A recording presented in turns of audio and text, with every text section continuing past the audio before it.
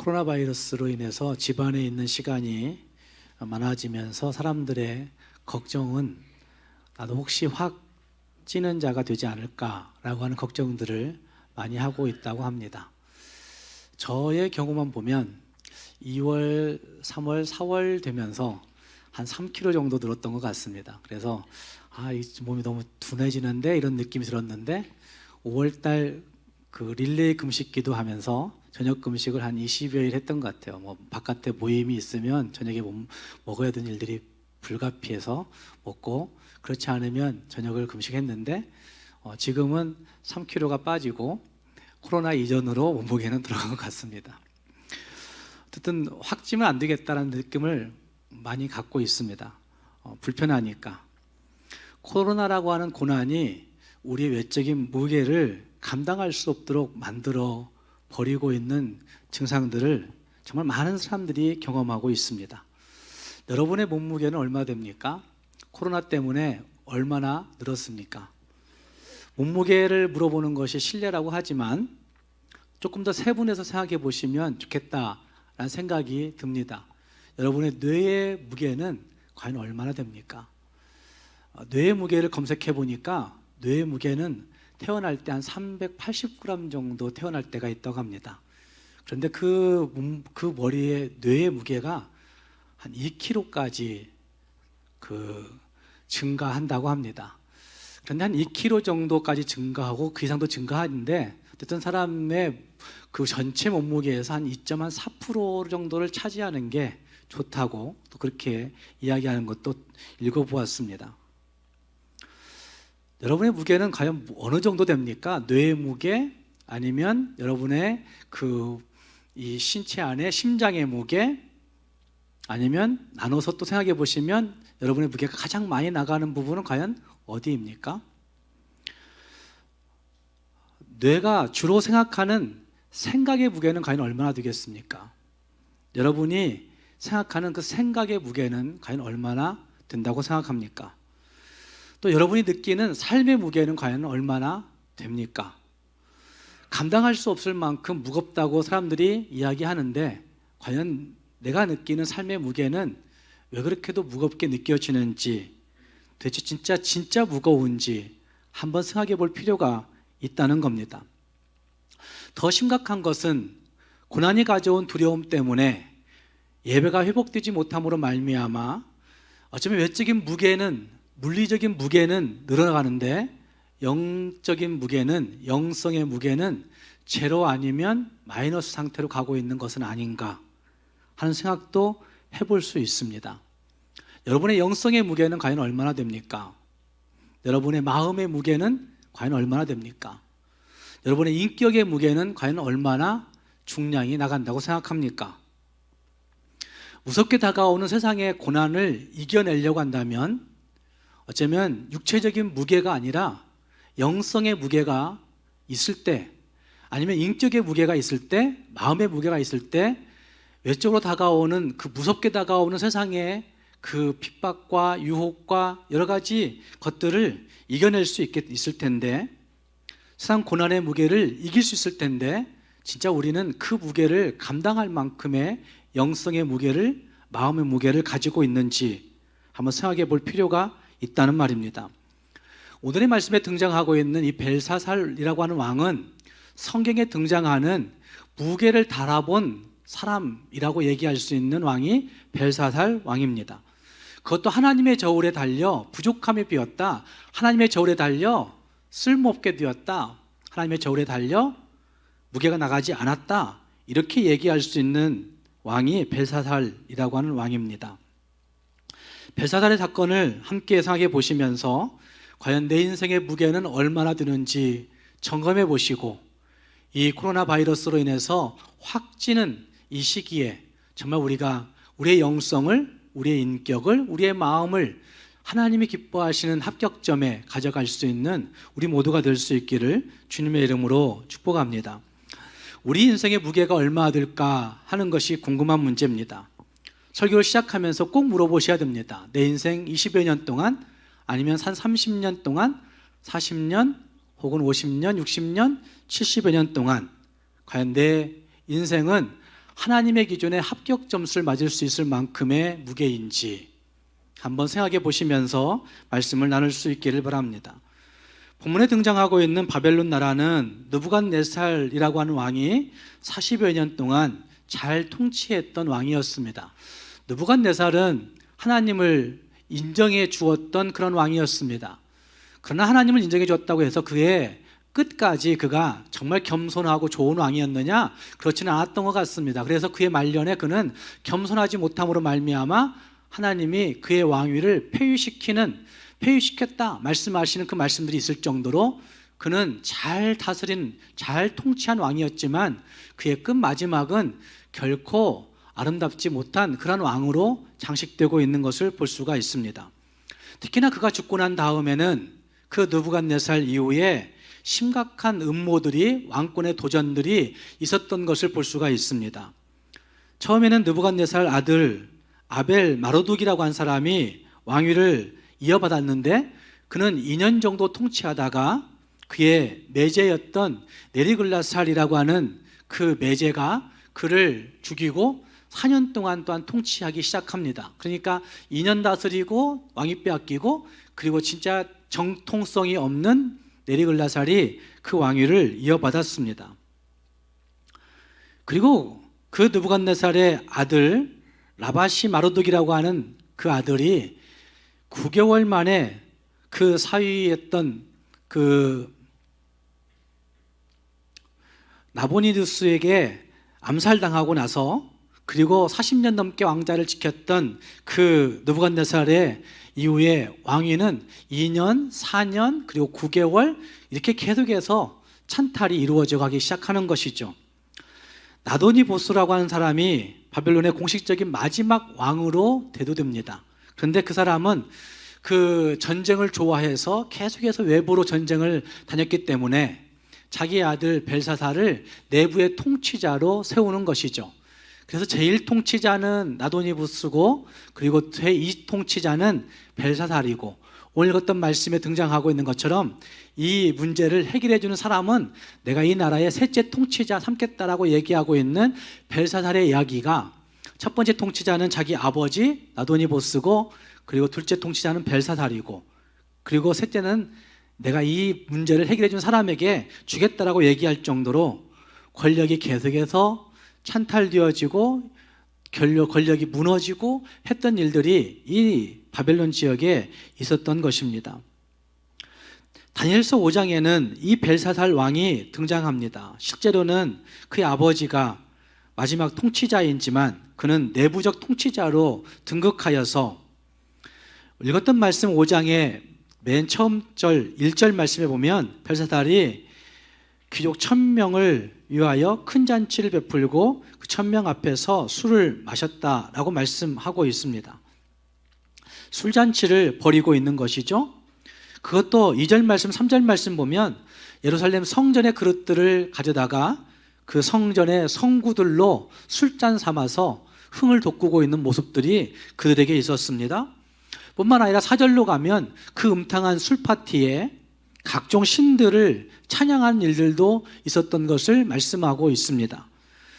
어쩌면 벨사살 왕이 자기가 왕이 되고 나니까 내부의 통치자 되고 나니까 아버지도 안 보이고 내가 최고구나 이렇게 생각했던 것 같이 보이지 않습니까? 왜 이 벨사살이 이렇게 무모한 일들을 벌이고 있다고 생각이 되십니까? 그것은 자기 권력의 정당성을 입증시키고자 하는 것이죠. 자기 권력의 최고성을 나타내고자 하는 것이죠. 자기 권력뿐만 아니라 자기 가문이 느부갓네살 이후에 최고의 정당성을 가진 가문이라고 그렇게 만방에 만천하에 알리고 싶은 마음이 그에게 있어서 그가 이런 일들을 하고 있다고 보여지는 겁니다. 즉 자기 권력과 자기 가문의 무게를 무겁게 느끼게 하고 싶은 것이죠. 자기 인생의 무게를 좀 감당하게 보이려고 자기 인생의 무게를 좀 높이 보이려고 이런 일들을 벌이고 있다는 말입니다. 특히 22절 말씀과 23절 말씀에서 다니엘 선지자가 그에게 이렇게 해석하여 말하는 말이 있습니다. 22절 말씀에 벨사살이여 왕은 그의 아들이 되어서 이것을 다 알고도 느부갓네살이 어떻게 그 왕위를 이어갔고 그 왕위를 잃어버렸는지를 당신은 역사를 통해서 알지 않습니까? 이 얘기예요. 다 알고도 아직도 마음을 낮추지 아니하고, 그리고 23절 말씀에 보면 도리어 자신을 하늘의 주제보다 높이며 자기의 무게를 높인 거죠. 그의 성전의 그릇들을 왕 앞으로 가져다가 왕과 귀족들과 왕후들과 후궁들이 다 그것으로 술을 마시고, 왕이 또 보지도 듣지도 알지도 못하는 금, 은, 구리, 쇠와 나무, 돌로 만든 신상들을 찬양하고 하나님께는 영광을 돌리지 아니하였습니다. 이렇게 지적하고 있는 모습이 보여집니다. 결국 이 말들을 잘 요약해 보시면 벨사살 왕이 자신의 무게를 높게 책정한 것입니다. 생사의 여탈권을 쥐고 계신 하나님 앞에서 그 하나님이 계심에도 불구하고 그 고난과 그 능력이 내게 있다고 생각하는 겁니다. 하나님보다 내가 더 큰 권세를 가지고 있다고 여기는 겁니다. 하나님보다 내가 더 힘이 있다고 느끼는 겁니다. 그것들을 과시하고 싶은 겁니다. 그래서 백성의 지도자들이라고 얘기할 수 있는 귀족들을 1000명이나 초청해서 천혜의 요새 바벨론과 자기 가문의 그 정통성, 정당성, 이걸 가지고 정권의 권세를 부려보고 있는 겁니다. 그런데 그 술자리에 갑자기 어떤 손가락이 나타나서 그 벽에 글씨를 쓰기 시작하고 있는 것이죠. 아무도 깨닫지 못하는 그 글자로 인하여서 술자리는 완전히 망가뜨려 버렸고, 모든 사람들이 두려워 벌벌 떨게 되었으며, 어쩌면 벨사살 왕도 정말 하나님 앞에서 큰 두려움 가운데 빠지게 된 겁니다. 그래서 이 글귀를 해석해 주는 사람에게 나라의 셋째 통치자를 삼겠다고, 그리고 그렇게 이야기하는 겁니다. 그 글귀는 우리가 잘 알고 있듯이 메네 데겔 우바르 신이라고 말씀하고 있습니다. 아람어로 쓰여진 글이라 그렇게 알려지고 있는데, 아람어로 메네 데겔 우바르 신이라고 하는 말은 세어보고 저울에 달아보니 부족함이 배었고 그리고 그 나라를 쪼개었다 라고 하는 뜻이에요. 벨사살은 그 스스로 자기 인생의 무게를 높게 책정하고 높여보려고 애를 썼지만 정말 깃털보다 가벼운 그 인생의 무게를 감당할 수 없었던 것이죠. 다니엘이 꿈을 해석해주는 과정을 통해서 인생의 무게는 스스로 높이는 데 있지 아니하고 하나님 앞에 굴복하는 데 있다고 한 사실을 다니엘 선지자는 분명하게 증거하고 있습니다. 읽었던 말씀 19절 말씀부터 23절 이하를 보시면 거기에 우리 인생의 무게를 높일 수 있는 방법 3가지가 등장한다고 저는 생각하는데, 우리 인생의 무게는 하나님의 주권을 인정하고 신뢰하는 데서부터 합격점을 받을 수가 있습니다. 다니엘은 벨사살 왕 앞에 나타난 손가락 글씨의 해석을 말하면서 18절 말씀에 이런 말씀을 합니다. 왕이여 지극히 높으신 하나님이 왕에 붙인 느부갓네살에게 나라와 큰 권세와 영광과 위엄을 주셨고, 하나님이 주셨습니다. 권세를, 영광을 하나님이 주신 겁니다. 이렇게 얘기하는 거죠. 하나님의 주권을 이야기한다는 말입니다. 19절 말씀에서 모든 사람이 그 앞에서 떨고 두려워하였다 하는 말씀이 거기에 등장하죠. 다 두려워하였다. 그런데 느부갓네살 왕은 임의로 죽이고 임의로 살리고 임의로 높이며 임의로 낮추었더니 네 가지의 임의로라고 말씀하고 있는 말씀이 등장하죠. 임의로라고 한 말씀은 지 멋대로 하는 거죠. 자기 스스로 하는 거죠. 자기 원하는 대로 하는 것을 임의로 이렇게 얘기하는 거죠. 어쩌면 느부갓네살 왕의 잘못은 여기에 있었던 겁니다. 임의로 하나님의 주권을 인정하지 아니하고 지 멋대로. 어쩌면 이것이 오늘 우리 인생들에게 다 적용되는 말씀이라고 생각합니다.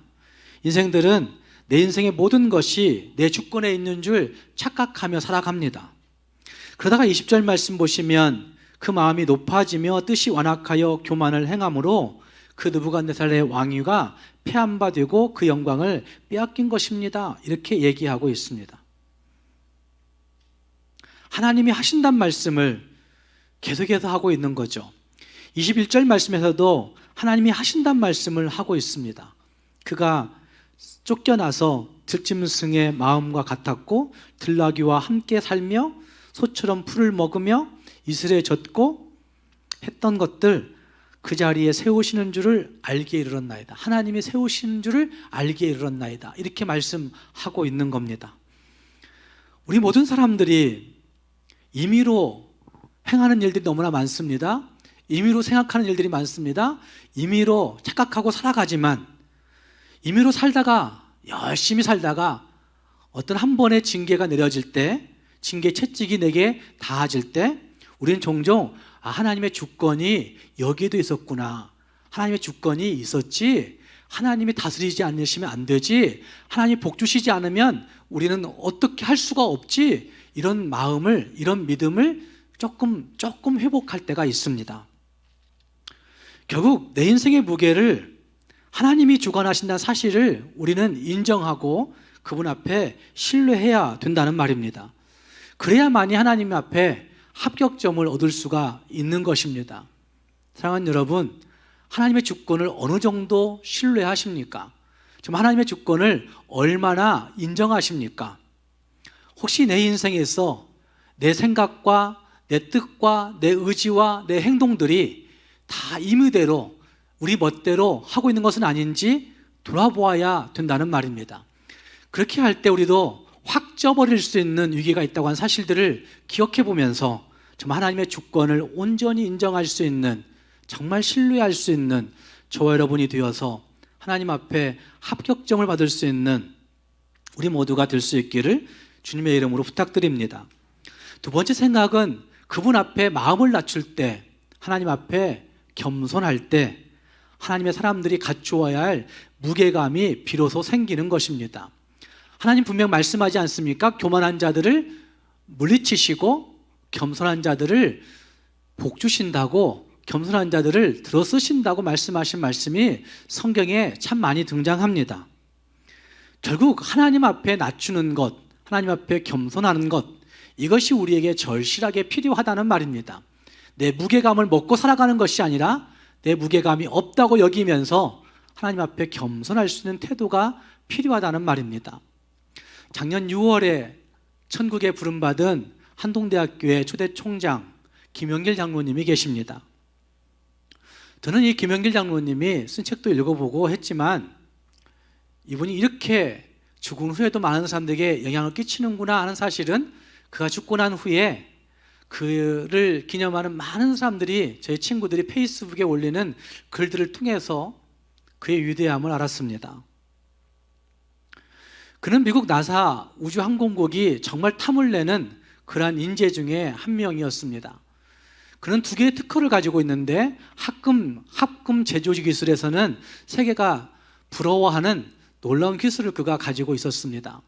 그래서 나사 우주항공국은 이 사람을, 한국인인 이 사람을 자기 항공국의 그 연구원으로, 교수로 채용하여서 이 사람의 기술이 다른 데로 빠져가지 못하도록 항공기의 그 동체를 만드는 합금 기술을 그 미국을 위해서 사용하도록 했던 것이죠. 그가 오랫동안 그 일을 하다가 이것이 내 사명이 아니야 라고 여기게 되는 그 시점, 결국 그는 한국으로 돌아와서 한국에서 하나님의 사람들을 키우고자 하는 다짐을 가지고 한국에 돌아옵니다. 그리고 그가 경상북도의 그 꼴짜기에 학교를 세울 때 많은 사람들이 만류했다고 합니다. 그거 필요 없는 일이야, 안 될 거야, 어떻게 그런 바보 같은 짓을 당신이 할 수 있어, 다 그렇게 만류했다고 합니다. 그런데 그는 하나님 앞에서 하나님의 사람들이 키워져 가는 것, 그거 한 가지만을 보면서 그 경상북도의 꼴짜기에 학교를 세우고 있는 겁니다. 그리고 정말 열심히 기도하여서 수십 년을 열심히 기도하여서 좋은 학교를 만들어내었던 것이죠. 하나님 앞에 낮추지 아니하면 한국으로 돌아올 수 없었을 것이고, 그가 가지고 있는 기술의, 과학의 그 권세와 그가 가지고 있던 사람들의 그 명예에 대한 욕망들, 이런 것들이 있었다고 한다면 그는 결코 한국으로 돌아올 수가 없었을 것입니다. 그래서 그가 죽고 난 다음에 많은 사람들이 당신을 기억한다고 장문의 글들을 페이스북에 올리면서 기념했던 것들을 봅니다. 그가 강조했던 많은 글들이 그 페이스북에 올라와 있는데, 그는 평소에 글로벌 세계 시민 정신은 이 세 가지의 정신이 있다고 얘기했습니다. 한 가지는 책임 있는 그리스도인, 책임감 있는 그리스도인이 글로벌 시대에 걸맞는 시민 정신이다. 두 번째는 정직한 그리스도인, 이렇게 얘기했습니다. 정직한 그리스도인, 책임 있고 정직한 그리스도인이 글로벌 시대에 맞는 세계 시민 정신이다. 그리고 세 번째는 희생할 줄 아는 사람이 진짜 시민 정신을 가진 사람이다라고 그렇게 얘기하면서, 공부해서 남주자, 공부해서 사회에 환원하자, 공부해서 열심히 돈 벌어 그것들을 나누자라고 얘기했던 사람이 김영길 장로님이셨습니다. 그래서 수많은 한동인들이 그 말을 가슴에 새기고 살았고, 그리고 실제로 대기업들도 한동인을 선택하면 틀림없이 팀워크를 이루어서 잘 이루어 나갈 수 있어 라고 얘기해서 결국 한동인들이 대기업의 1순위에 올라갔던 적이 있었습니다. 선발 1순위에. 무엇이 이렇게 한동대를 만드는 것입니까? 하나님 앞에 낮춘 그 한 사람, 자기의 것들을 포기해버리고 자기의 과학적 명예도, 자기가 가질 수 있는 그 물질적 권세도 포기해놓고 하나님의 사람을 키우겠다라고 하는 그 낮아짐, 이것 때문에 결국 그는 죽어서도 무게감이 있는 그리스도인으로, 무게감이 있는 하나님의 사람으로 사람들에게 존경받고 있는 사람이 되어 있는 것입니다. 하나님 앞에 낮출 때 하나님의 사람들이 가질 수 있는 진짜 무게감이 비로소 생기게 된다는 말입니다. 내가 왜 이렇게 무시당해야 돼? 내가 왜 이렇게 취급당해야 돼? 이런 말들 우리는 종종 합니다. 그러나 그 모든 것들을 다 내려놓고 겸손해질 때, 그때서야 비로소 하나님의 사람의 무게감이 거기에서 생긴다는 사실들을 기억하면서 하나님이 인정하시는 무게감, 그 무게감이 있는 우리 모두가 되어야 되겠습니다. 또 한 가지는 우리의 길을 작정하시는 하나님께 영광을 돌리는 삶이 진짜 무게감이 있는 삶이라고 할 수가 있습니다. 함께 읽은 말씀 23절 말씀 끝부분에 이런 말씀이 있습니다. 도리어 왕의 호흡을 주장하시고 왕의 모든 길을 작정하신 하나님께는 영광을 돌리지 아니한지라 라고 말씀하시는 말씀이 있습니다. 이 말씀은 역설적인 표현이죠. 왕이요, 왕의 호흡도 하나님이 주장하시고 왕의 모든 길을 작정하시는 분도 하나님이시니 하나님께 영광을 돌리는 게 마땅합니다, 이렇게 말하고 있는 것이죠. 여기 왕의 호흡을 주장하시고 라고 하는 그 말은 직역하면 이렇게 번역할 수 있는 부분인데, 당신의 호흡이 그분의 손에 있습니다 라고 하는 직역을 바꿀 수가 있습니다. 당신의 호흡이 그분에게 있습니다. 사랑하는 여러분, 저와 여러분의 호흡이 하나님에게 있습니다. 저와 여러분의 호흡이 하나님의 손에 달려 있다는 말입니다. 이 말은 하나님께서 벨사살 왕에게 주고 있는 말씀이긴 하지만 우리 모든 사람들의 호흡이 하나님에게 달려있다고 하는 사실을 우리가 인정해야만 합니다. 우리 코에 생기를 불어넣으신 창조주 하나님, 호흡하게 하신 분이 하나님이신 거죠. 그리고 이 말씀은 그 호흡을 거두어 가실 분도 하나님이시란 사실을 말씀하고 있는 겁니다. 또 왕의 모든 길을 작정하시는 이라고 한 표현도 직역해보면, 앞에처럼 직역해보면 당신의 모든 길이 그분에게 있습니다, 이렇게 번역할 수 있습니다. 당신의 모든 길이 하나님에게 있습니다 라고 하는 말, 이 말은 벨사살 왕에게만 해당되는 게 아니지 않습니까? 우리의 모든 삶의 여정이 하나님에게 달려 있습니다. 어쩌면 그분에게 의해서 시작된 것이고, 그분에 의해서 지탱될 수 있는 것이고, 그분에 의해서 그분이 주시는 힘을 통해서 생명을 유지할 수 있는 것이고, 그분의 인도함을 통해서 성공적인 삶을 살아갈 수 있는 것이 저와 여러분의 삶의 여정이라고 할 수 있다는 말입니다. 그런데 벨사살 왕은 이 하나님을 인정할 줄 몰랐고, 하나님께 영광을 돌리기는커녕 생명조차 없는 금, 은, 동, 철, 나무, 그런 돌, 이런 걸로 만든 우상들을 향하여 절하고 그것들을 향해 찬양하는 어리석음을 행하였다고 말씀합니다.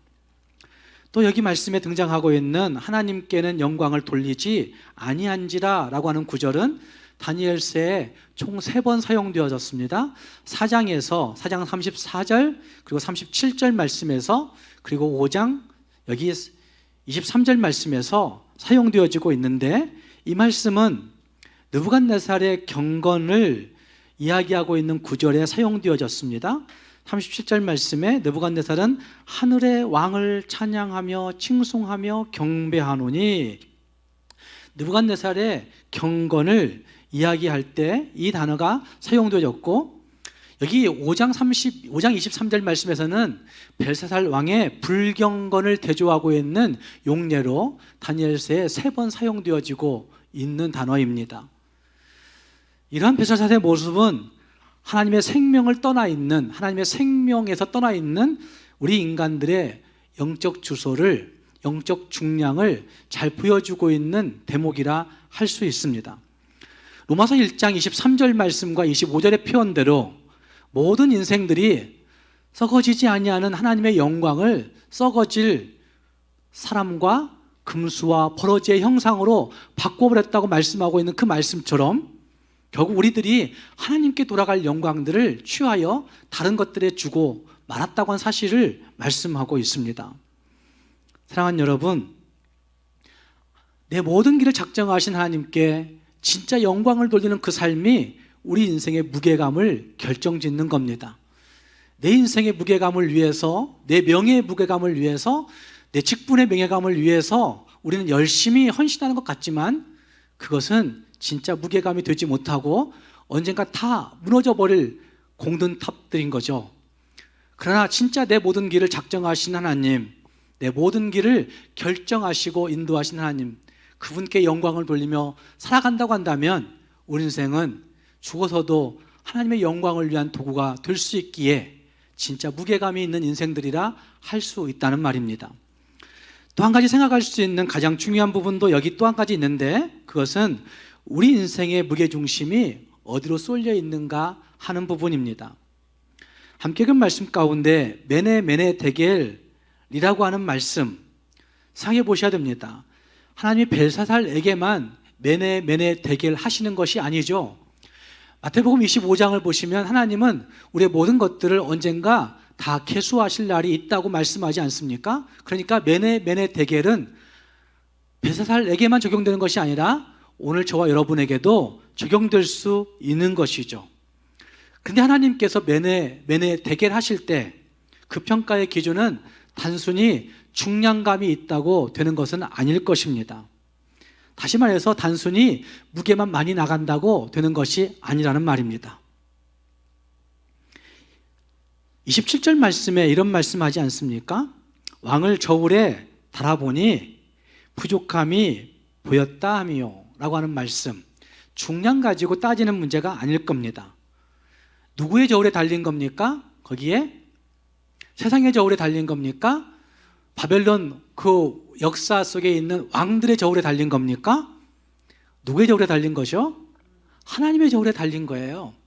하나님의 저울에 달려보니 당신은 부족해. 이 말씀은 중량감의 문제가 아니라 하나님이 어떤 저울추를 사용했는지는 정확하게 알 수 없지만 그 저울추에 비해 당신 인생의 저울은, 당신 인생의 무게는 거기에 못 미쳐, 이 말씀이죠. 무게중심이 볼 때에 기울었다는 것이죠. 무게중심이 균형이 깨졌다는 얘기죠. 평형이 깨졌다는 말씀을 하고 있는 겁니다. 고대인들은 신이 인간 행위의 윤리성을 저울로 달아보고 판결한다고 생각했습니다. 그래서 아마 다니엘서에 등장하고 있는 이 말씀도 그들이 가지고 있던 그 분위기와 무관하지 않게 이 말씀이 쓰여지고 있다고 저는 생각합니다.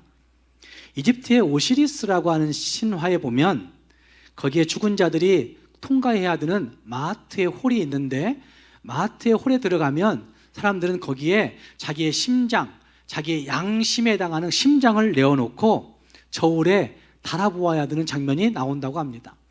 그런데 그 자기의 심장을 달아놓고 한쪽 저울추가 있는데 그 저울추에는 마하트가 항상 가지고 다니고 있는, 머리에 꽂고 다니고 있는 깃털을 하나 뽑아서 왼쪽 저울추에 올려놓는 거죠. 이런 저울이 옛날에 많이 있었지 않습니까? 요즘이야 이런 거 하지 않고 그냥 올라가면 나오지만, 심장을 이쪽에 달아놓고 이쪽에 깃털을, 어떤 기록에는 타조의 깃털이라고 얘기하는데, 이 깃털을 올려놨을 때 심장이 무게가 더 나가서 그 깃털의 무게보다 무겁게 되면 결국 그 괴물, 암무트라고 하는 괴물이 나와서 그 심장을 먹어치운다는 신화의 이야기입니다. 자, 여러분의 양심은 깃털보다 가볍습니까? 무겁습니까? 굉장히 무서운 얘기예요. 무거우면 암무트라고 하는 괴물이 여러분의 심장을 먹어치울 거예요. 신화의 얘기지만 굉장히 무서운 얘기입니다. 여러분의 양심은 어느 정도 무게를 가지고 있습니까? 하나님의 저울에 달렸을 때 정말 하나님이 인정하실 만큼의 양심입니까? 여러분의 양심은, 도덕적 양심은 정말 깃털보다 가벼운 건 맞습니까? 그래야 통과할 텐데. 사랑하는 여러분, 신화의 얘기지만 다시 생각해 보시면 우리 인생은 하나님의 진리의 저울추에 올라가야 할 시간이 지금 성큼성큼 오고 있는 것 아닙니까?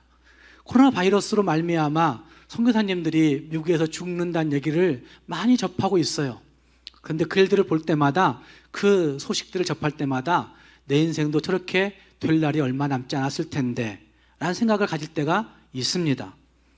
하나님의 진리의 저울추에 올라갈 때 과연 여러분의 그 심장, 여러분의 삶은 평형을 유지할 정도는 됩니까? 아니면 정말 하나님의 진리가 훨씬 더 무겁게 느껴질 수 있는 가벼운 인생들입니까? 세상 기준에는 중량만 많이 나가면 좋을 것 같지만 하나님 앞에서는 중량 많이 나간다고 좋을 것이 없다는 사실들을 볼 수가 있습니다. 그 중량의 많고 적음의 문제가 아니라 그 무게중심이 어디로 쏠려 있는가 하는 것이 더 중요하다는 말입니다. 많이 가진 자는 많이 가진 자대로, 적게 가진 자는 적게 가진 자대로, 높은 직분에 있는 사람들은 높은 직분대로, 낮은 직분에 있는 사람들은 낮은 직분대로, 그것이 없지만, 직분은 높고 낮음이 없지만 직분대로 하나님의 저울에 올라갔을 때 그 무게중심이 내 쪽으로 쏠려 있으면 문제가 된다는 말입니다. 아모스서 7장 7절 말씀에도 이렇게 말씀하지 않습니까? 하나님이 다림줄을 가지고 쌓은 담 곁에서 주께서 손에 다림줄을 잡고 서셨더니 라고 말씀하시는 말씀이 등장합니다. 하나님이 우리가 쌓아놓은 인생의 담들, 많은 업적들이 있지 않습니까? 그 담들의 위에서부터 아래로 다림줄을 내리우실 때 괜찮으시겠습니까?